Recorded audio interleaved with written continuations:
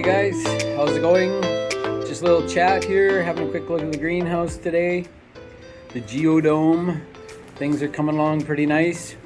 Just want to have a little chat today about greenhouses, and if you do have a greenhouse, a couple tips. We've been working in greenhouses since the 80s, early 80s actually, building greenhouses and working in them. And one of the key most important things is air circulation. And even though this particular greenhouse isn't really high tech or anything, it really doesn't have much going on. All we have is a ventilation fan in the ceiling that takes it ventilates the heat whenever it achieves, I think, about 78 degrees up at the rooftop, and then it sucks the air out. You need to have one air exchange for every minute. So if you want to know how big of a fan you need for your greenhouse, you always pick a fan that does however many cubic feet of air you have in your greenhouse, which is a relatively easy calculation. But you just know the calculation. This house has about 980 cubic feet in it. So my fan up top is 1,000 cubic feet per minute fan. So that means it's going to actually ventilate it through one air movement or one air exchange every minute. And that's what you need to have proper cooling. So that's what you need for a greenhouse. The other thing you need constant air movement within the greenhouse. And you can see here, you can see things moving in the wind. It's just because we have a little fan, and all we really have is just this little guy. It's just a little house fan sitting here blowing the air around. And that helps to reduce botrytis. Botrytis is a gray mold that grows on the plants. And it's just a common thing that happens in greenhouses, usually because of stagnant air and temperatures that are below 10 degrees Celsius or around 10 degrees Celsius, and high humidity. So greenhouses will often have that high humidity. That's one thing that greenhouses do just naturally get. And so they're perfect at managing the light, and they're really great at holding the heat.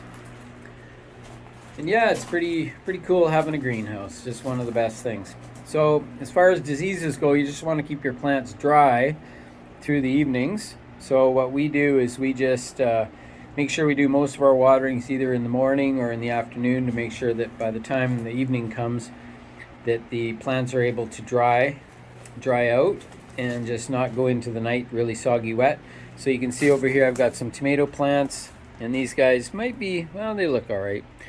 They're not looking too dry, but you know, they get wilty. Sometimes these things are getting a little bit wilty, either sometimes because they're drying out, but often it's just from the cold at night, because we don't have any heat in here. So it means it goes down to about 3 or 4 degrees Celsius at night, and that's just way too cold for tomatoes.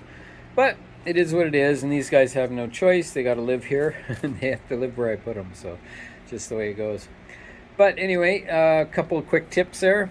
Other thing is in the greenhouses, because we have so much light and we have nice heat in the daytime, that we need to fertilize a fair bit. So remember that the higher the temperatures go, the more food that the plants need.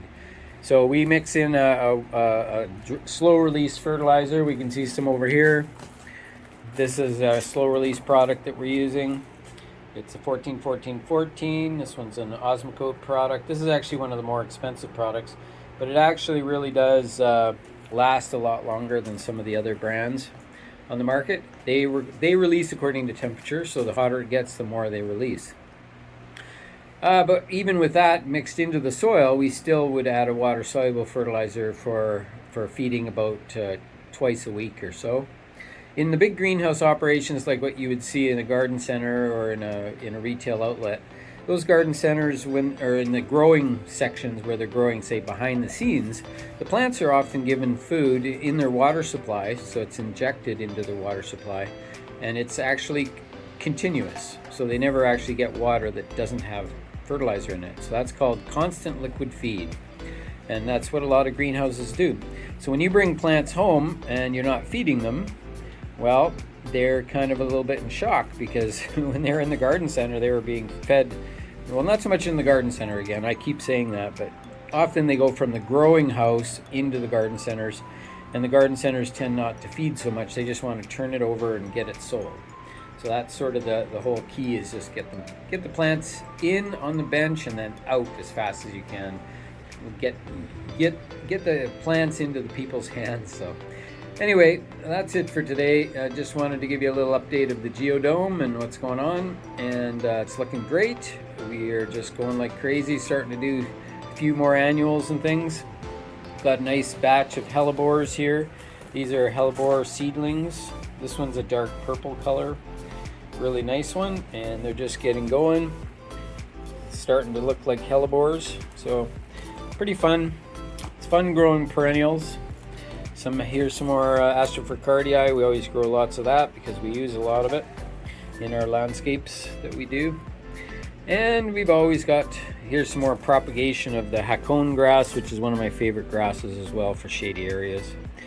Pretty nice. We've been moving plants outside, so just quick look outside. This is our standing out area.